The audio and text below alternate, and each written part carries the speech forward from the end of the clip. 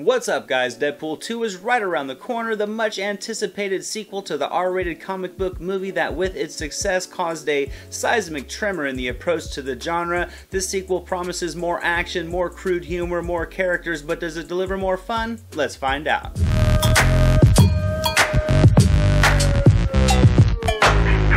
Now this review is going to be vague, no spoilers. I'm not going to do you like that. I'm going to keep my thoughts really as general as possible, and with that said, my god, this was an awesome movie. So without spoilers on characters or plot points, let's just look at this review from the perspective of a sequel and what they try to accomplish. I don't think anybody thought the first Deadpool would be the success that it was. The budget was very small, the focus of the public eye was just not there. This freedom allowed them to really strike lightning in a bottle by doing the impossible, making a massive box office hit from a comic book character that uses the word fuck more than a senior citizen losing their money in a casino. The world's attention was definitely on this sequel. The budget was bigger, and like you, I wondered if lightning could strike in the same place twice, and good God it did, because I had such a great time watching this movie. When the end credits rolled, I wanted a 10-minute break to let my face relax from laughing so hard, and then I wanted them to just roll it again. A sequel usually aims to build off the success of the first, sometimes to simply repeat it. This one definitely does build on the world of the character and the story overall. I thought the weakest link in the first film was the generic storyline, but with such likable characters and such a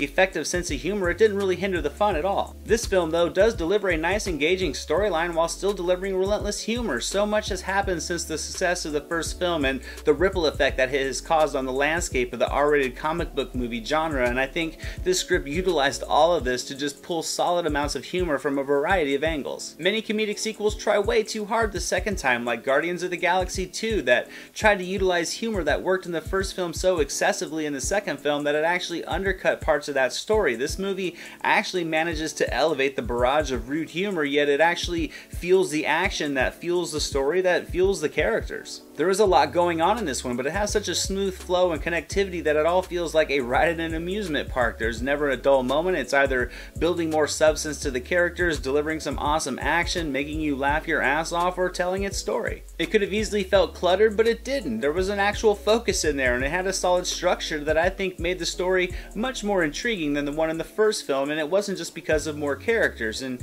when you think of a sequel that has a bigger budget, you want a bigger film, and I think that's exactly what this one was on many angles. It was loaded with action, from fight sequences and shootouts to larger set pieces. I think the overall scope of the film was much larger. It felt like a sequel that really did utilize its financing for the betterment of the film, not simply for actor salaries, although I'm sure Reynolds did get a nice little bump, which was definitely well deserved. Some sequels are so self-aware it's actually to a detriment, but this was not the case either with this one. It was overly self-aware, and it resulted in some fantastic, well-timed laughs, and honestly an excellent use of the fourth wall. The first film went so over the top it made you wonder if you could even see something more than that. But I think this sequel hurdles over that with velvet slippers on, making the first film almost seem tame at times, so I'm just going to quit while I'm ahead. I don't want to get too excited and say too much. I'm just going to say that overall, for me, Deadpool is going to get 100% on the entertainment meter. It's been a long time since I gave out a perfect entertainment score. I try not to overhype myself before going into a movie or after watching it, and I actually